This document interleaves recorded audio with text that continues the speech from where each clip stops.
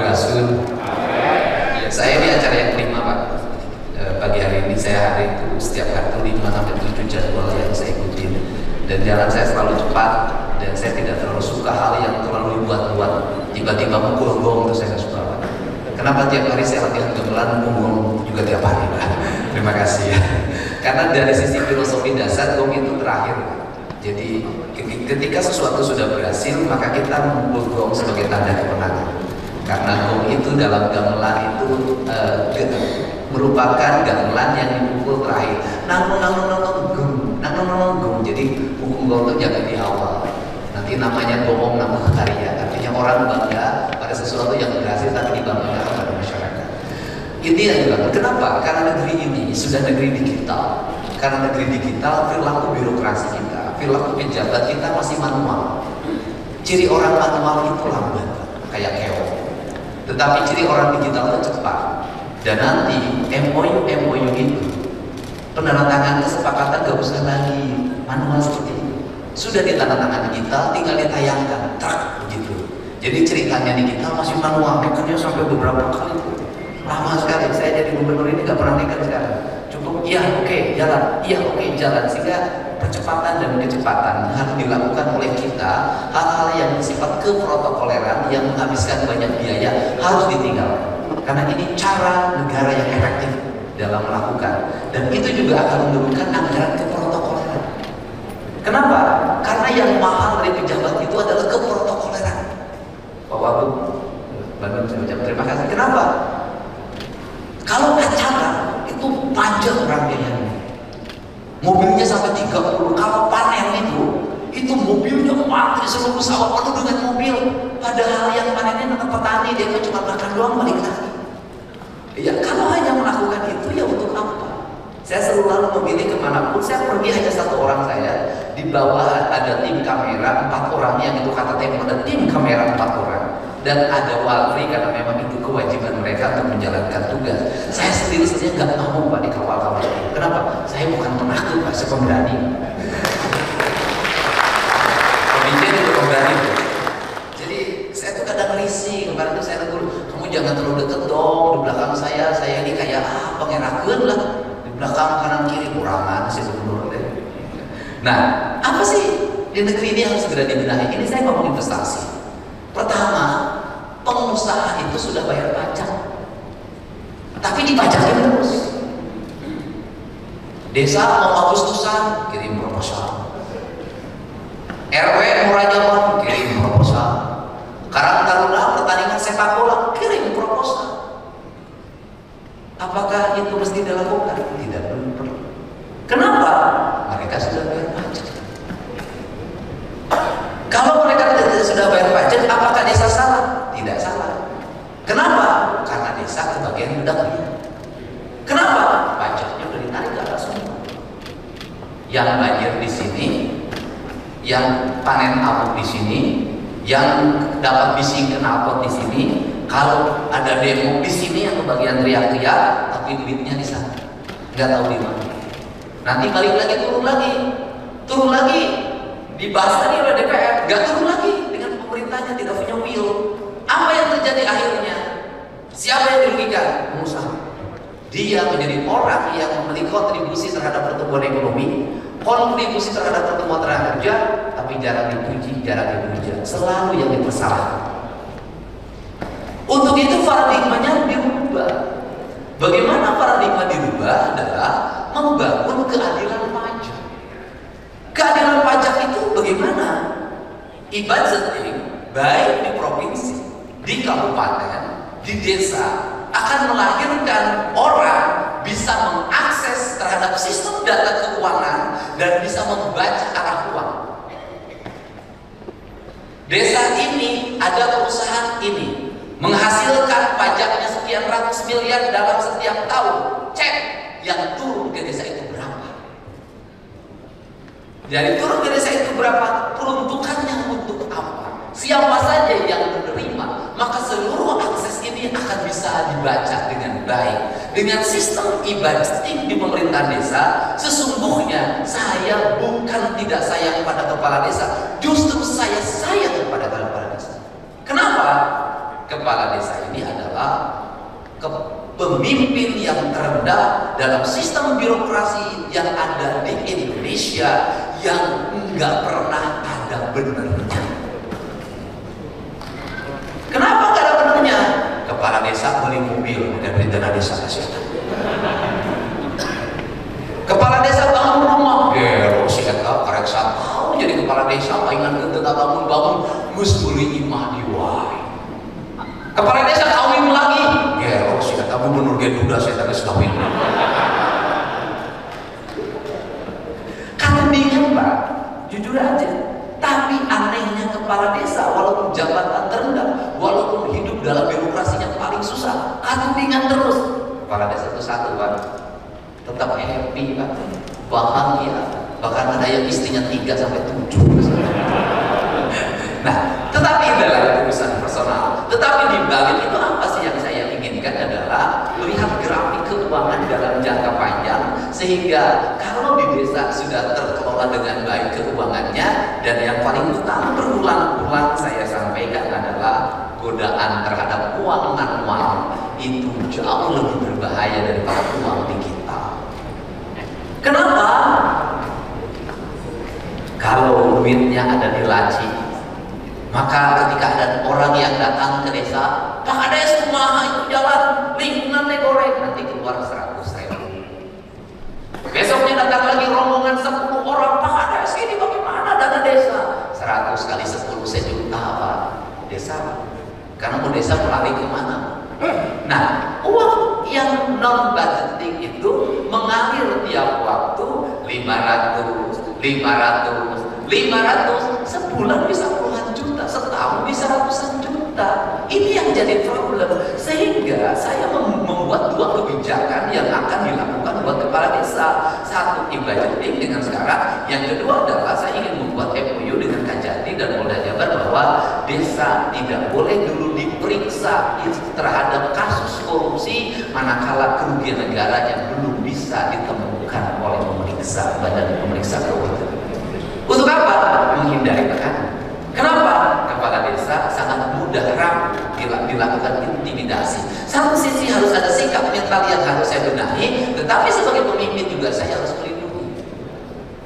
Karena itulah maka dengan pengelolaan dengan sistem keuangan yang e-budgeting, desa berbasis transaksi digital, maka saya meyakini betul di desa tidak akan ada lagi orang yang berani ngambil keuangan yang bukan miliknya. Kenapa? Seluruh transaksinya mudah sekali dibaca dan diakses. Inspektorat nggak usah datang ke tempatnya kecuali memeriksa kualitas bangunan, memeriksa sistem keuangan cukup diakses di kantornya, bisa dilihat ini ditransfer ke RT ini, dari RT ini dibelanjakan ABCD, dari RT ini, dan ini berlaku bukan hanya untuk e-budgeting pengelolaan dana desa, dana hibah dan dana bantuan sosial saya tetapkan di Provinsi Jawa Barat, pertanggungjawabannya dan pengelolaannya harus e-budgeting. Kalau sudah seperti itu, saya yakin tidak akan ada orang yang menerima dana hibah. Kenapa? Karena sangat mudah dilacak. Sehingga saya berulang-ulang, saya temenan dirut dengan Bang Jabar, tapi saya bilang jangan pernah mau terima duit dari dirut. Jangan pernah mau, jangan coba-coba. Tercatat secara digital. Sekarang selamat, besok lusa ada masalah di bank itu, Anda ada namanya, tercatat walaupun 50 perak, rugi dekat dengan dirut itu semua. Ini adalah cara. Untuk apa ini? Ini semua mempercepat kinerja terlalu lambat. Kenapa saya ingin mempercepat? Karena saya ingin Provinsi Jawa Barat tidak terus-terusan berkutat pada persoalan yang sama. Apa berkutat pada persoalan yang sama? Tahun ini bangun jalan lingkungan, jalannya kurang semennya, tahun depan jalan lingkungan yang sama. Tahun ini bikin saluran air, kurang semennya, tahun depan kemudian bikin saluran yang sama. Uang kita, saya perhatikan di belanja daerah, belanja provinsi dan belanja kabupaten, jenis belanjanya tidak berubah 15 tahun, itu juga. Kalau belanja kerja pemerintah 15 tahun itu juga. Kasihan perusahaan yang bayar pajak dalam setiap tahun. Kenapa? Daerahnya tidak mengalami perubahan. Apa masalahnya? Kita harus sudah mulai berpikir tentang investasi. Sehingga pembangunan di Jawa Barat saya targetkan selesai infrastruktur dasar pelayanan publiknya dalam waktu 3 tahun. Tahun keempat dan tahun kelima saya lagi memikirkan desa punya saham di Bank Jabar. Kenapa desa harus punya saham di Bank Jabar? Kita harus punya mimpi negeri ini. Mimpinya bagaimana? Provinsi punya cadangan keuangan yang cukup dalam bentuk investasi saham yang tinggi. Kabupaten dan kota punya cadangan uang yang cukup dalam bentuk saham dan investasi. Desa punya cadangan uang yang cukup untuk saham dan investasi. Kalau semuanya punya cadangan uang yang cukup, maka rupiah akan stabil, devisa negara akan stabil, dan kemudian ekonomi akan semakin menumpuk. Kita akan berpikir kemana? Ekspansi, Pak. Ekspansinya bagaimana? Hari ini di Jawa Barat jumlah sawah mengalami pengurangan di Kerawang karena pertumbuhan industri. Bupatinya sudah mulai berpikir kita buka sawah baru di kabupaten ini. Di provinsi Jawa Barat kebutuhan pangan rakyatnya meningkat, tetapi kebutuhan sawahnya mengalami penyempitan. Saya sudah bisa kerjasama dengan Sumatera, dengan Kalimantan untuk membangun sawah baru di mana rakyatnya dipindahkan ke sana, tetapi mereka di bawah pembinaan provinsi Jawa Barat disuruh bertani, kemudian nanti hasil panennya dikirim lagi ke Jawa Barat. Negara cara berpikirnya harus jauh ke depan. Tidak hanya itu juga. Untuk itu maka diperlukan langkah pemerintah yang efisien. Maka dan pemerintah yang efisien hanya akan lahir dari apa? Dari transparansi. Transparansi hanya akan lahir apa? Keterbukaan. Keterbukaan akan lahir apa? Dari digitalisasi. Maka saya ngajak pada para bupati, saya ngajak pada seluruh wali kota, mari kita lakukan digitalisasi. Silahkan buka YouTube, silahkan buka Instagram, silahkan buka TikTok. Gak apa-apa disuruh jadi gubernur konten, gubernur lambe turah, gak apa-apa. Tetapi menjelaskan masuk seluruh belanjanya dengan data digital. Nih belanja saya, nih gaji saya, nih operasional saya, larinya ke sini, larinya ke sini, larinya ke sini. Nih belanja pemerintah, nih outputnya, nih outcome-nya, nih benefitnya. Untuk apa? Melahirkan trust. Apa kalau sudah punya trust bagaimana? Saya boleh pendek sedikit Jawa Barat hari ini. Seluruh rakyat Jawa Barat hari ini memiliki kepercayaan terhadap pemerintahnya 94%.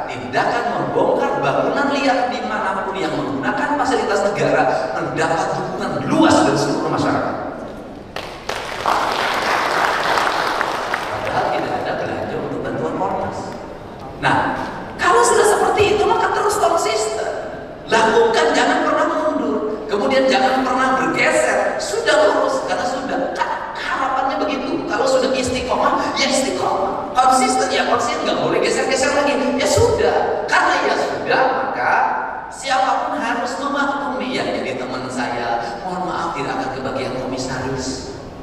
Yang jadi teman saya, mohon maaf, nggak akan jadi bagian direktur.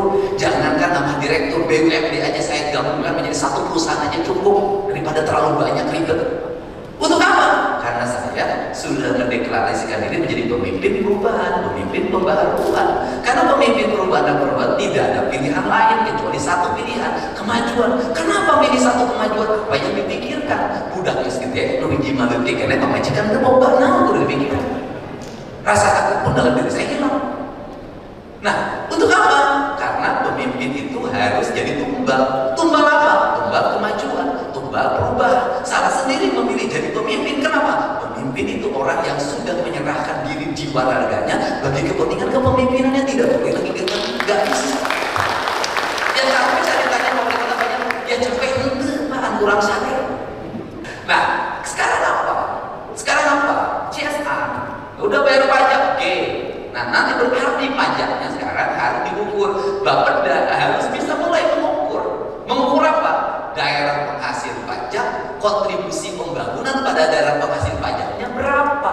Tidak boleh uang APBD dimainkan oleh para politisi, oleh birokrat, oleh gubernur, kepentingan sahwat politiknya. Saya kalau bicara pribadi, jalan yang paling jelek di Provinsi Jawa Barat adalah jalan menuju rumah saya. Jalan provinsi yang paling jelek di Provinsi Jawa Barat adalah jalan menuju rumah saya, yaitu jalan dari Sadang menuju Subang. Itu paling jelek di provinsi. Tetapi saya udahlah, nggak apa-apa. Yang penting jalan di rumah saya itu bagus. Jalan di rumah saya bagus dari mana? Dari hasil konten, bukan APBD provinsi. Nah, apa? Baca perubahan. Bagaimana baca perubahan? Bikin jalan provinsi tidak seiring dengan perubahan. Jalan saya waktu SMP naik sepeda, lebarnya segitu. Jenis kualitas votingnya yaitu. Padahal hari ini Sadang Subang sudah berubah menjadi area industri. Mobil yang lewatnya gede-gede, ngangkut pasir, ngangkut batu, hasil industri, apalagi ngangkut air mineral dari Bandung, dari Tanjung Siang, gede pisan sih tahu. Coba nggak rusak jalan, penting bayar pajaknya seberapa. Nah, ini kemudian perencanaan pembangunan provinsinya segitu, tidak dilebarkan, tidak ditingkatkan kualifikasinya, yang terjadi kemacetan. Pada saat terjadi kemacetan, karyawan kemudian menuju pulangnya menjadi mengalami kemacetan di jalan. Masuk pabrik macet, keluar pabrik macet, karyawannya mengalami depresi, tingkat kesehatannya menurun karena layanan pemerintahnya tidak tersedia dengan baik untuk kepentingan pegawainya. Akibatnya pegawai industri sering sakit, karena sering sakit sering di SP, karena sering di SP akhirnya di PHK. Gara-gara jalan jelek, pemerintah sudah menyengsarakan rakyatnya yang kerja di industri. Itu pertama. Yang kedua, di bidang pemberdayaan perempuan. Coba siapapun ya, Bapak lihat kalau lewat apa? Banyak perusahaan yang tidak punya kantin yang baik bagi karyawan. Perusahaannya bayar pajak, tapi pajaknya tidak diturunkan hanya untuk membangun tempat makan yang berkemanusiaan bagi pegawai. Maka sudah selayaknya sekarang pemerintah kabupaten, provinsi semua bangun tempat-tempat yang layak untuk anak, untuk perempuan Indonesia yang sudah mendedikasikan separuh jiwanya untuk kehidupan keluarganya, meninggalkan anak-anaknya. Dan setelah itu apa yang harus kita pikirkan? Di dekat pabrik itu segera bangun sekolah-sekolah TK yang layak, TPA yang baik, hadirkan guru-guru yang berkualitas, siapkan tempat menyusui bagi anak-anaknya, karena itu generasi Indonesia ke depan. Saya memimpinnya kedua, bukan narasi akademik yang saya pakai, tapi narasi rasa dan cinta. Karena saya sudah membaca, hidup hanya menggunakan otak tidak akan pernah menemukan kebahagiaan. Hidup akan menemukan kemakmuran dengan rasa dan cinta dengan hati. Maka memimpin dengan hati adalah cara untuk membangun kemakmuran. Nah, untuk itu, maka CSR itu bukan sebuah paksaan, tetapi sebuah kesadaran terhadap cinta lingkungan. Karena itu pemerintah nggak boleh jadi kolektor. Bagaimana menjadi kolektor? Mengumpulkan duit CSR, kemudian disalurkan oleh pejabat politiknya berdasarkan kepentingan politiknya. Saya tidak mau itu. Nah, kalau seperti itu, maka nanti dua berjalan. dana desanya berjalan, pertumbuhan ekonomi di lingkungannya berjalan, kemudian kebutuhan pembangunan akan desa mengalami penurunan dari waktu ke waktu karena kualitas jalan di desanya sudah 20 tahun ke depan, kualitas bangunannya 30 tahun ke depan, kualitas air bersihnya sudah 50 tahun ke depan, sumber-sumber airnya sudah terpelihara, catatan sejarah desanya sudah tercatat dengan baik, sanitasi lingkungannya cukup, ruang terbuka hijaunya mantap, sawahnya terbentang luas, rakyatnya kecukupan sandang pangannya, belum dijulur di Pantong Malaya di tengah imam, maka integrasi pembangunan akan dilakukan kecepatan dengan baik. Kenapa? Indonesia itu memiliki dua kualifikasi. Hari ini mengalami pertumbuhan industri, yang kedua Indonesia memiliki kekayaan sumber daya insani yang baik dan kekayaan sumber daya lingkungan yang memadai. Mengukur orang Indonesia jangan selalu berdasarkan data statistik keuangan. Kenapa? Orang Indonesia punya sifat-sifat kultural yang belum tentu terbaca oleh data survei. Nah, caranya ini, kalau sudah caranya ini, maka kita akan menuju pada sebuah kemapanan. Yang terakhir, demokrasi. Nah, kalau demokrasi itu, maka kita ingin ada demokrasi yang murah, bukan demokrasi mahal. Problem hari ini orang mempersoalkan pemilihan kepala daerah langsung adalah selalu yang diomongkan adalah biaya berdemokrasinya yang mahal. Menurut saya bisa dirubah dengan cara pemilihan secara digital. Kalau e-voting tidak boleh. Kalau pemilihan secara digital, maka bayangkan pemilihan kepala desa secara digital, maka biayanya akan sangat murah. Setelah itu pemilihan bupati dan wali kota secara digital, maka biayanya murah. Setelah itu pemilihan gubernur digital, maka biayanya murah. Maka demokrasi ini nanti akan melahirkan biaya hidup, biaya demokrasi yang murah. Money politik juga akan hilang seiring dengan teknologi digital. Kemudian nanti banyak yang cinta kilat di Indonesia karena sudah cinta digital. Cintanya jarak jauh. Mengekspresikan cintanya cukup begini. Akhirnya KPR berhasil, keluarga berencana berhasil karena hubungan suami istri dilakukan secara digital.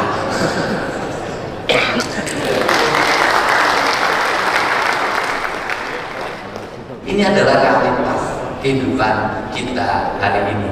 Dunia sudah semakin dekat, kemudian hubungan kemanusiaan semakin dekat hari ini, tetapi pada akhirnya ternyata hubungan yang digital itu juga melahirkan ayah digital. Siapa yang menjadi ayah digital? Kang Deddy Mulyadi.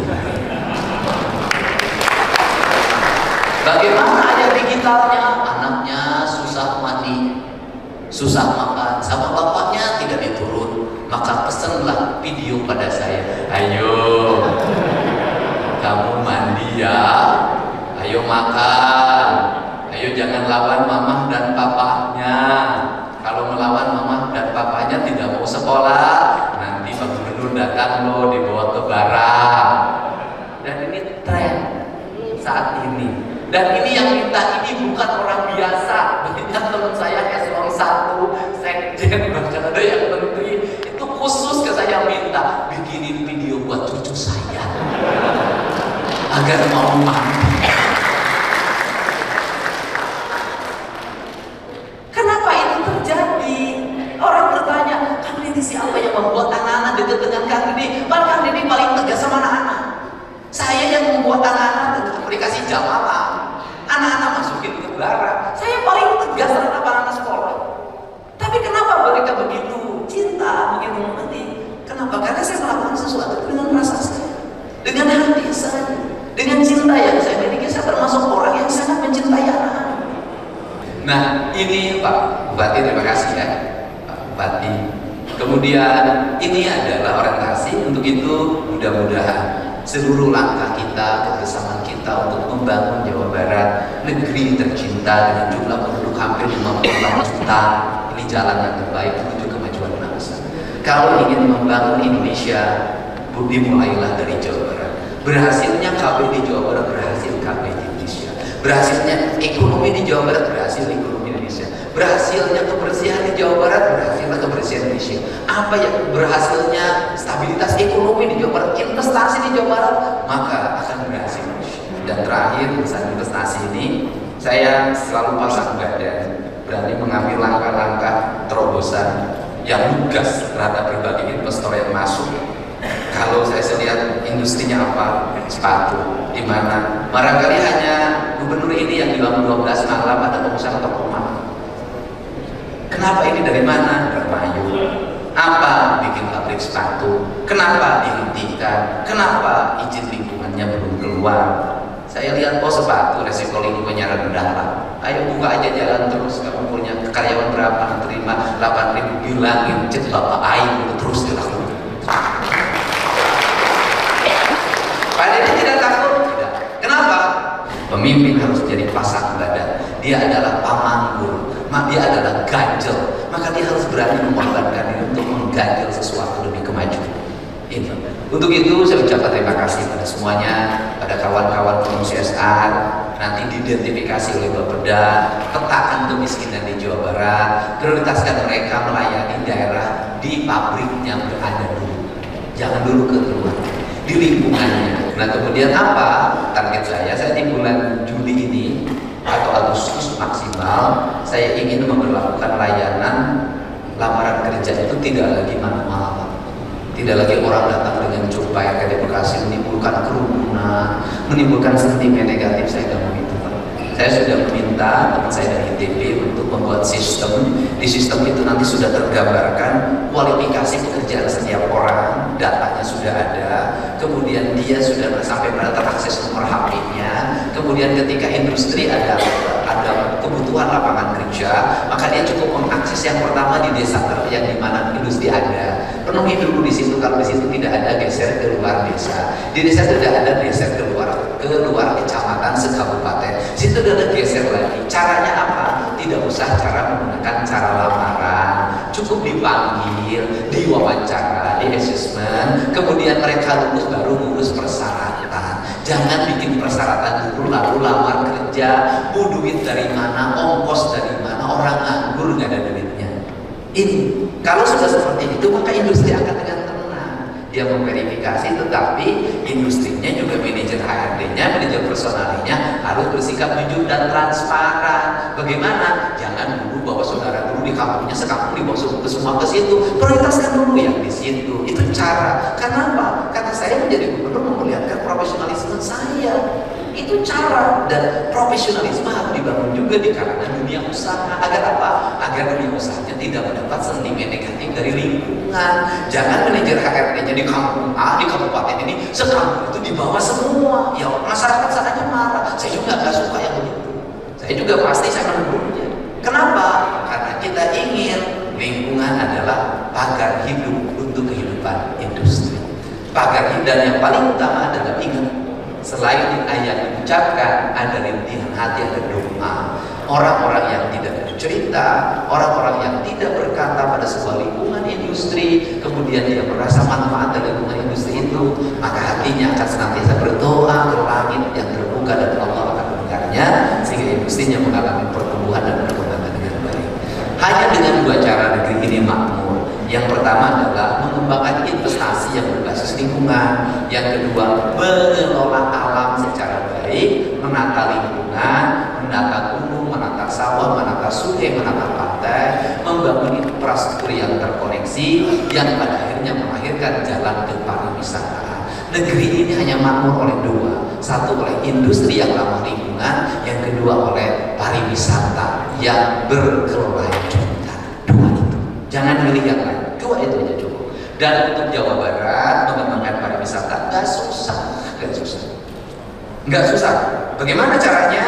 Cukup bangun jalan ke sawah dengan baik, sungainya bersih, dibuatlah saung-saung dari mulai pos ronda, saung sawah tertata berdesain arsitektur Sunda, kemudian dikasih garis-garis yang indah, kemudian bambu-bambu ditata, vlog di media sosial, ramai.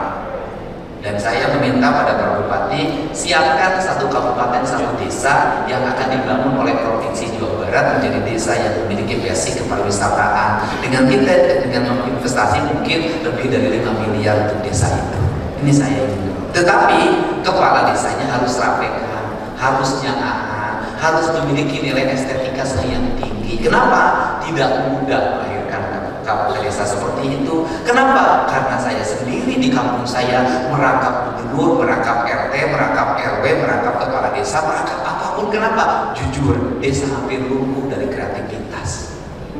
Tetapi kalau giliran tamunya banyak, maka orang berbondong-bondong ingin koleksi tiket parkir, koleksi tukang dagang. Itu saja yang ada di desa ini yang ini dirubah.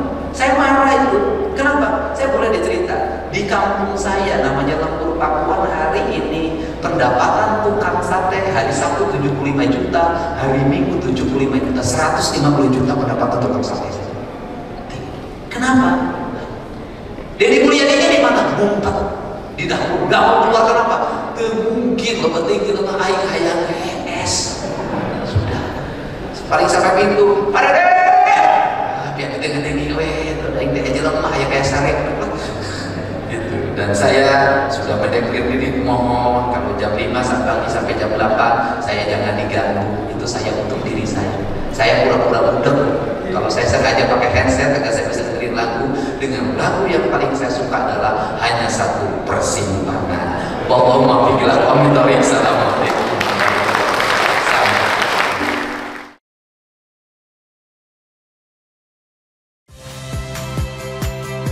Saya Magister Tarigan. Saksikan program-program Kompas TV melalui siaran digital, pay TV, dan media streaming lainnya. Kompas TV, independen, terpercaya.